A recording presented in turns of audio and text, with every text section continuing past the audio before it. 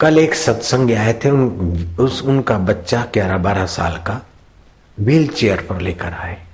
बड़े सज्जन थे, अभी हैं तो उठ खड़े हो जाओ। कल रात को आए थे, फिर शाम को तो आएंगे। होजरी का धंधा है उनका। मैंने कहा इस बच्चे को ऐसा क्यों, व्हील चेयर पर इतना विकलांग कैसे हो गया? बोले बापूजी इसको बुखार आ गया था, ये एडमिट किया तो डॉक्टर ने इंजेक्शन मारे ऐसे, और फिर कोमा में चला गया। 700 इंजेक्शन लगी बापू, 730। मैं क्या खर्च कितना हुआ? बोले 25-30 लाख हो गया।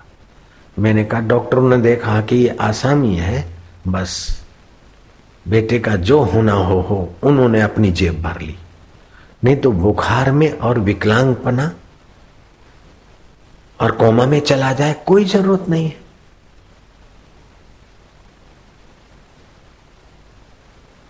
जहां स्वार्थ होता है वहां आदमी का कैसा कसाई खाना खुल जाए कोई पता नहीं।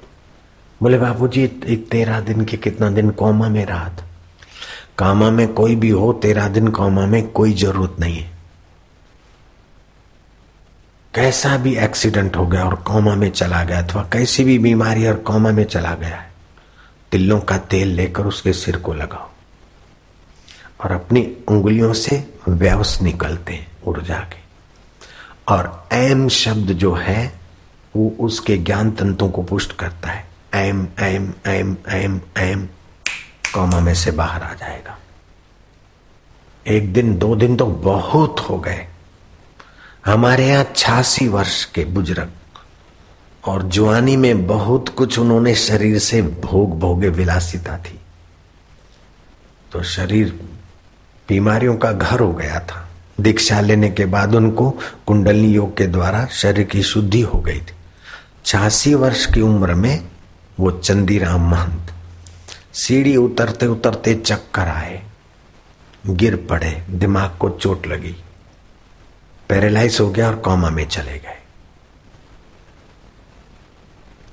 दिसंबर के आखिरी दिनों में 2003 की बात, अगले साल मेरे को खबर की आश्रम में फलाने व्यक्ति को ऐसा हुआ। डॉक्टर बोलते डेंजर है, बड़ा ऐसा केस है, वैसा है, कोमा में चले गए। मैं क्या कमरे में रख दो, वैद्य की सलाह से ऐसा ऐसा करो। थोड़ी देर में कोमा से बाहर आ गए और पैरालाइज हो गई। मैंने 1.5 महीने में ठीक हो गई।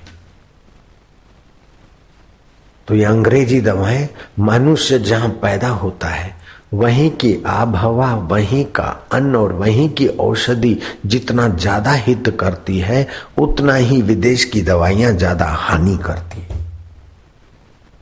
लेकिन अंग्रेजी शासन के प्रभाव से, अंग्रेजी पढ़ाई के प्रभाव से और अंग्रेजी गुलामी जो दिमाग में है, हम आजाद तो हो गए लेकिन दिमाग से अभी भी गुलामी निकली नहीं। हम अकारण इंजेक्शन और कैप्सूल, ये कैप्सूल के जो कवर बनते हैं उसमें क्या होता है?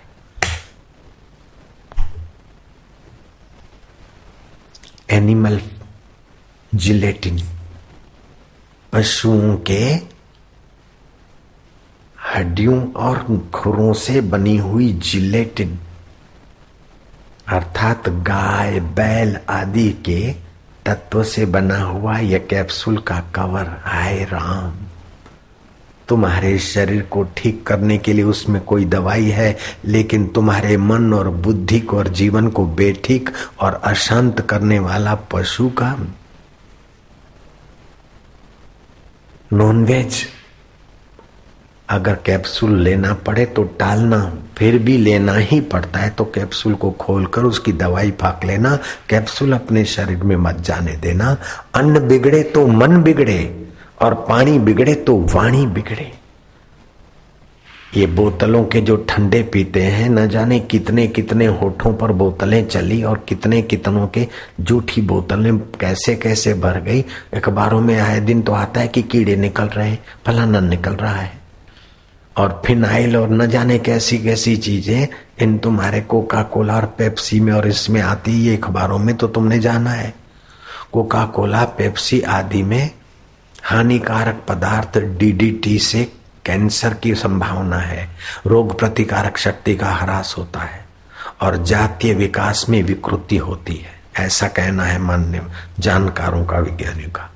दूसरा पड़ता है तुम्हारा लैंडिन से, लैंडिन पदार्थ पड़ता है, उसमें लैंडिन पड़ता है तो उससे कैंसर होता है तथा मस्तिष्क और चेतना तंत्र को हानि होती है। तीसरा पदार्थ पड़ता है पेप्सी और कोका कोला में, क्लोरोपायरीफोस, गर्भस्थ शिशु को हानि करता है। क्लोरोपायरीफोस गर्भस्थ शिशु को हानि करता है, जो पेप्सी और कोका कोला में डाला जाता है। चौथा पड़ता है मेलेथियोन, ज्ञान तंतुओं को नुकसान करता है, भावी पीढ़ियों को कमजोर करता है, आनुवंशिक विकृतियों का भोग बनाता है। सन 2001 में 6 अरब 70 करोड़ बोतलें बिकी, कुल 7,000 करोड़ का मार्केटिंग हुआ। ये पैसे हमारे विदेश जाते और तंदुरुस्ती हमारी यहां बिगड़ती। जयराम जी बोलना पड़ेगा। ये किसी को चिंता नहीं, लेकिन सतगुरु रूपी सज्जन समाज की भावी पीढ़ी बिगड़ न जाए और समाज का तन मन बिगड़ न जाए, इसलिए ये बातें भी ढूंढ ढूंढ के समाज को पहुंचा रहे हैं। ये सज्जनता नहीं तो और क्या है। ऐसी सज्जनता सद्गुरुओं के संग में आने वाले अखबार वाले भी करते हैं, जयराम जी की, और भक्त भी करते हैं। सज्जनों के संग से सज्जनता फैलती है और दुर्जनों के संग से दुर्जनता फैलती। स्वार्थियों के संग से स्वार्थ फैलता है और सेवा भावियों के संग से सेवा भाव फैलता है। इसलिए जो एक दूसरे को सत्संग में ले जाते हैं वो एक दूसरे के साथ साथ पीढ़ी तारने का सेवा कार्य करते हैं, और जो एक दूसरे को शराब कबाब और महफिलों में गंदी में ले जाते हैं वो एक दूसरे की तबाही करते हैं। सतगुरु सर सम सज्जन नहीं, गीता सम नहीं ग्रंथ। गीता मनुष्य मात्र का हित करने की, दिव्य ज्ञान देने की, दिव्य जीवन जीने की सद प्रेरणा देता है गीता। गीता का एक आध श्लोक का पाठ समझ लिया, कर लिया, बेड़ा पार करने में सक्षम है। एक बार भगवान नारायण से लक्ष्मी ने पूछा कि तुम लेटे लेटे रहते हो, सोए हुए व्यक्ति का तो धन वैभव यश और सामर्थ्य नष्ट होता है, और जब जाए तो आप लेटे रहते।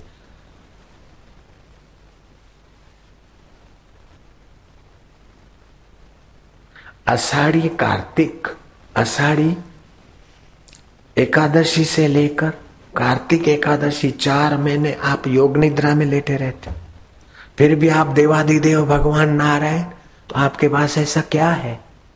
भगवान कहते कि लक्ष्मी, जैसे सांसारी आदमी लेटते और नींद करते हैं, मैं इस प्रकार नींद नहीं करता हूं। मैं तो अपने आत्म परमात्मा के योग में ध्यानस्थ होता हूं, योग निद्रा में जाता हूं।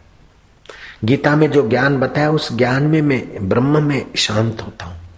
तो भगवान गीता के ज्ञान से मनुष्य भी इतने कोई मुक्त होते हैं, महान होते हैं। बोले गीता के ज्ञान से जिन्होंने भी आज